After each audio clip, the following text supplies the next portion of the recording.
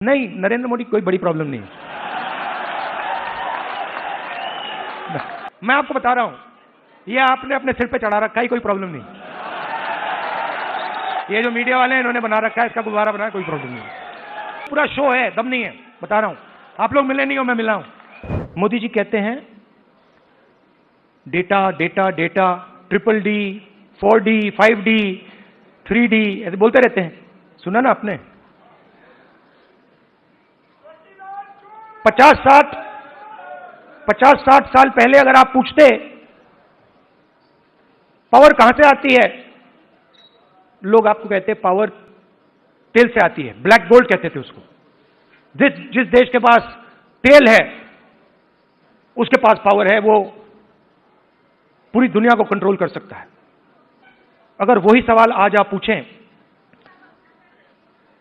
तो black gold नहीं है, आज का तेल डेटा है।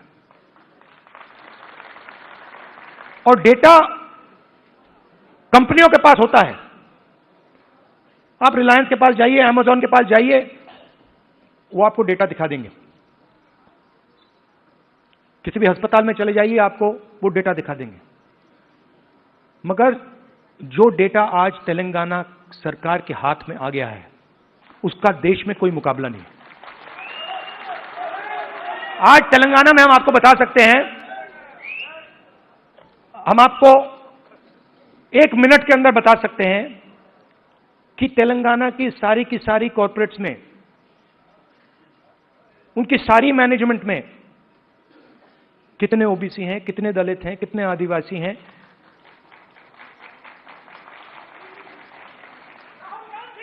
हम आपको बता सकते हैं, मैं आपको बता सकता हूं कि अगर आप तेलंगाना में कॉर्पोरेट्स के अंदर यह सवाल पूछें, कितने ओबीसी हैं, मैनेजमेंट में कितने हैं, ओबीसी मालिक कितने हैं, दलित मालिक कितने हैं, लाखों करोड़ रुपए की सैलरी मिलती है उनको। आपने मीडिया में सुना होगा 2 करोड़ का पैकेज, 3 करोड़ का पैकेज, 5 करोड़ का पैकेज, सुना ना आपने? ये आप सवाल पूछ सकते हैं, तेलंगाना में ओबीसी को कितने पैकेज मिले? 0। एक भी पैकेज ओबीसी को नहीं मिल रहा, एक भी पैकेज दलित को नहीं मिल रहा, एक भी पैकेज आदिवासी को नहीं मिल रहा है। और आप मनरेगा की लिस्ट निकालिए, पूरी लाइन ओबीसी, दलित, आदिवासियों से भरी हुई है। ये जो गिग वर्कर्स कहलाते हैं, डोमेस्टिक स्टाफ, गिग वर्कर्स, इनकी लिस्ट निकालिए।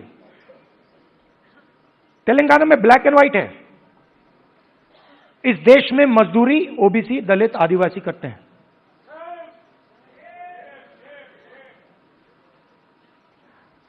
बघेल जी ने बहुत अच्छी बात बोली, उत्पादक शक्ति। मतलब देश को चलाता कौन है? देश को, उसकी, किसी भी देश को उसकी उत्पादक शक्ति चलाती है। और देश में मेन सवाल यह उठता है कि अगर उत्पादक शक्ति देश को कुछ दे रही है, भोजन देती है, औजार देती है, ये इमारतें देती हैं, तो उस शक्ति को अपने खून पसीने के लिए देश क्या देता है?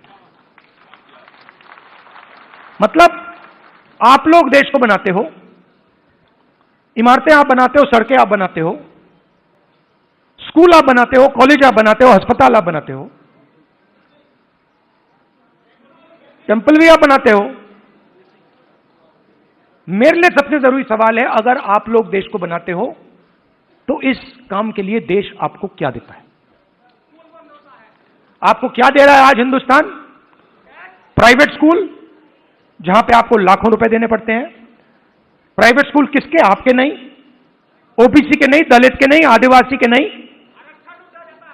आरक्षण लूटा नहीं, आरक्षण दिया नहीं जाता है।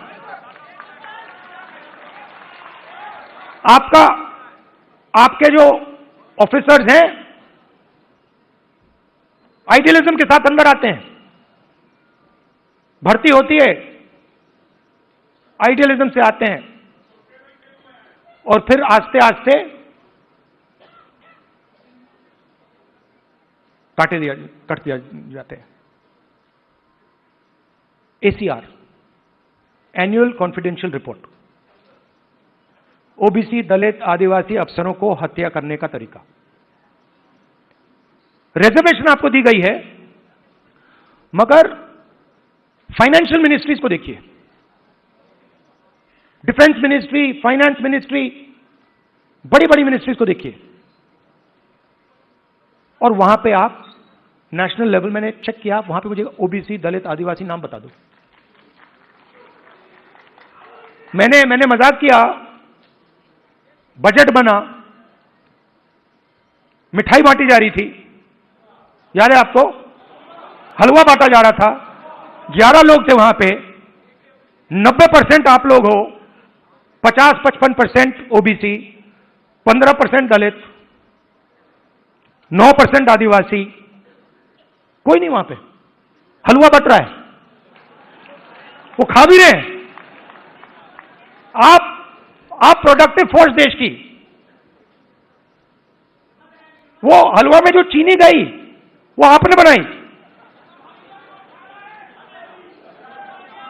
वो सब आप कर रहे हो, हलवा आप बना रहे हो और खा हो रहे हैं। तो अब मैं ये नहीं कह रहा हूं कि उनको हलवा नहीं खाना चाहिए, उनको भी खाना चाहिए, मतलब भैया आपको भी थोड़ा मिलना चाहिए ना।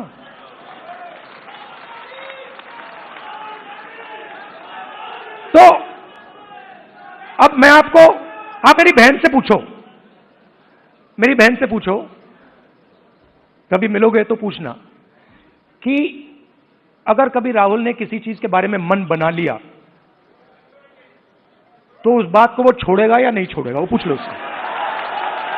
मैं नहीं छोड़ने वाला, और मैं सिर्फ जाति जनगणना की बात नहीं कर रहा हूं। देखो, आप ये मत सोचो कि मैं जाति जनगणना की बात कर रहा हूं। जाति जनगणना तो पहला कदम है। मैं जो आपकी, जो बघेल जी ने उत्पादक शक्ति की बात की, मेरा लक्ष्य है कि उस उत्पादक शक्ति को हिंदुस्तान में रिस्पेक्ट और हिस्सेदारी मिले।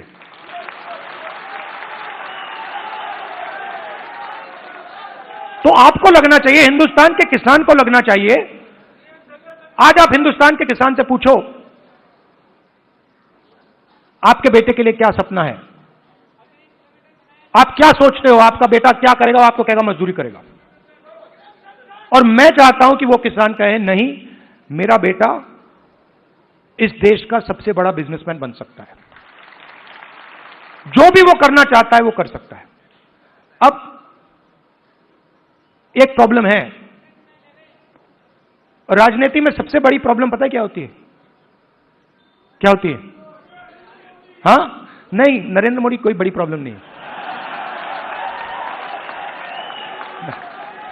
वो नहीं। मैं आपको बता रहा हूं, ये आपने अपने सिर पे चढ़ा रखा है, कोई प्रॉब्लम नहीं। ये जो मीडिया वाले हैं, इन्होंने बना रखा है, इसका गुब्बारा बनाया, कोई प्रॉब्लम नहीं।